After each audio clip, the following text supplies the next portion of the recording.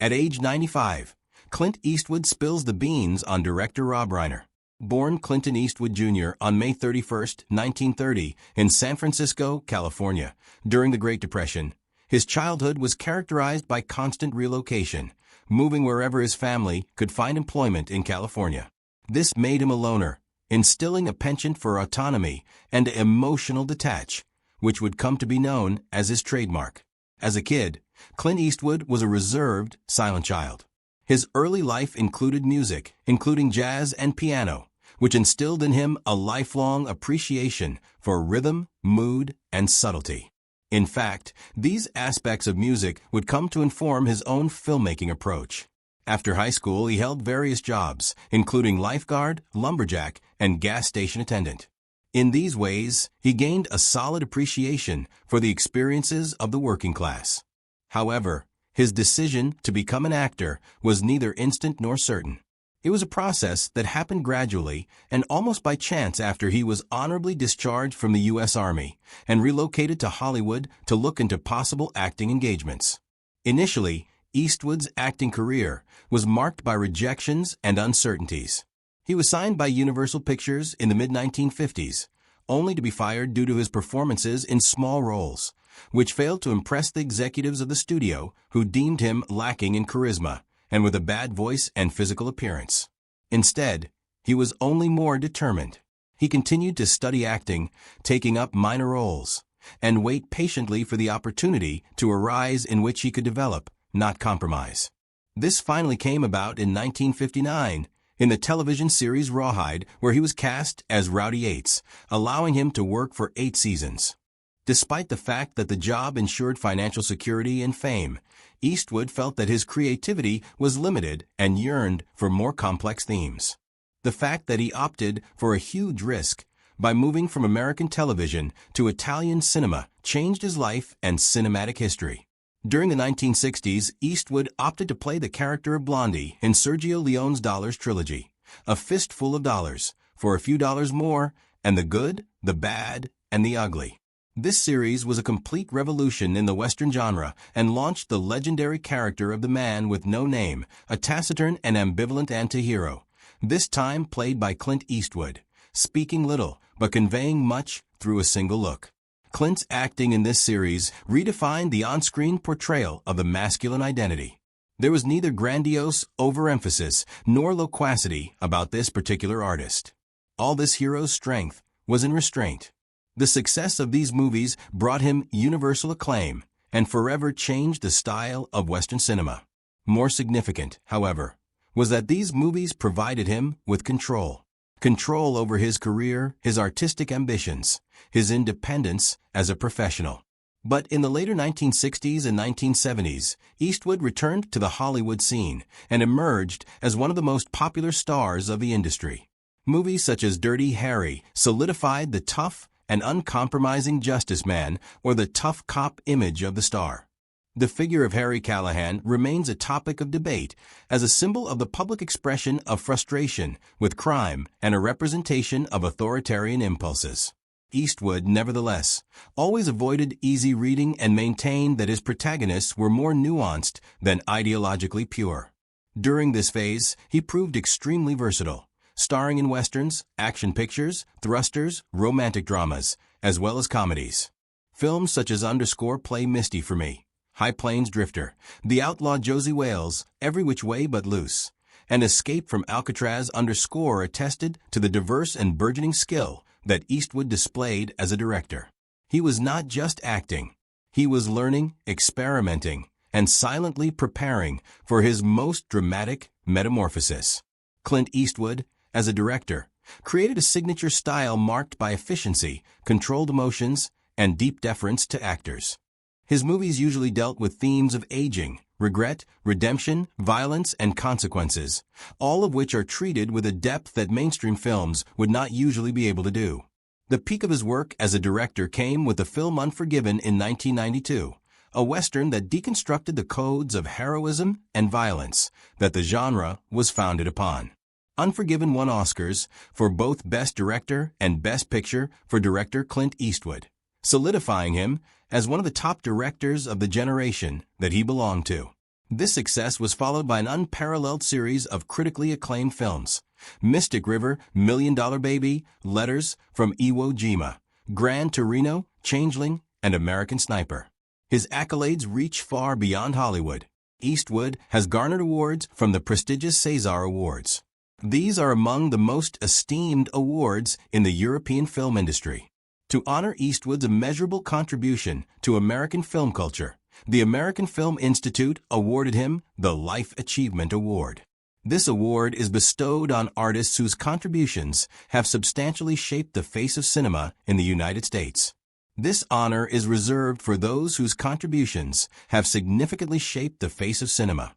In 2000, Eastwood's international reputation was solidified when he was awarded the Golden Lion for Lifetime Achievement at the Venice Film Festival, an honor second only to the Golden Lion for Best Film at an international festival, as it includes a nomination for his body of work rather than a specific film, showcasing a level of complexity and an auteur voice that continues to resonate even late in his career.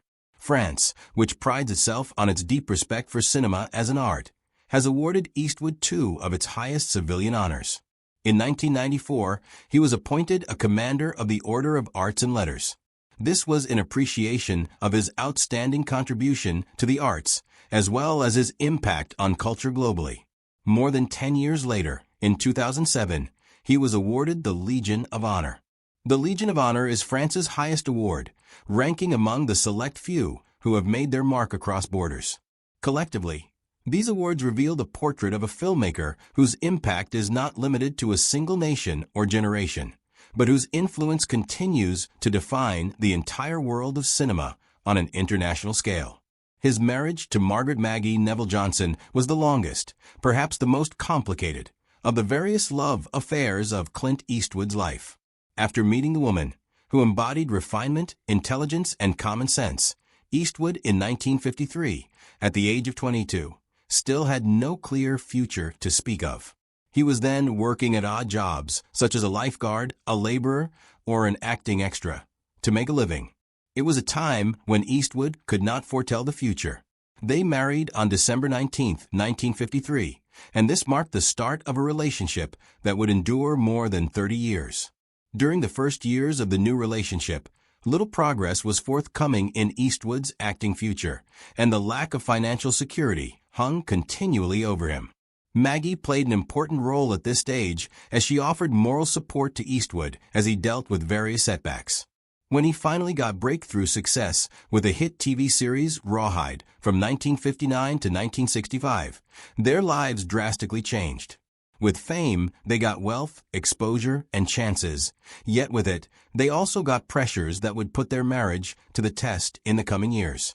When he became famous with his roles in Sergio Leone's Man with No Name series and as Inspector Harry Callahan in the Dirty Harry series, his busy schedule and growing independence affected their marriage. Maggie was less involved with the glamour of Hollywood, choosing instead to keep a low profile and out of the limelight. This was a stark contrast between the public figure of Eastwood and the private Maggie, a situation exacerbated with the passage of time. The marriage was marked by prolonged absence and numerous acts of infidelity, admitted to quite candidly by Eastwood. At age 95, his words are clear and direct, a function of having lived a complete life of his creation, unencumbered by a duty to please others.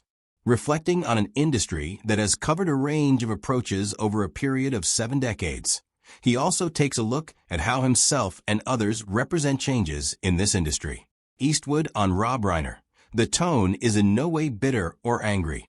It is thought-provoking and idealistic, reflecting Eastwood's own belief that the film industry has lost sight of why it was founded in the first place.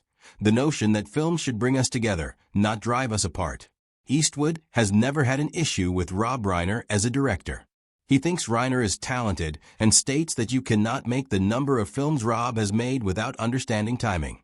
In pointing out what he values, Eastwood highlights Reiner's early direction, which is characterized by humor, warmth, and human contact.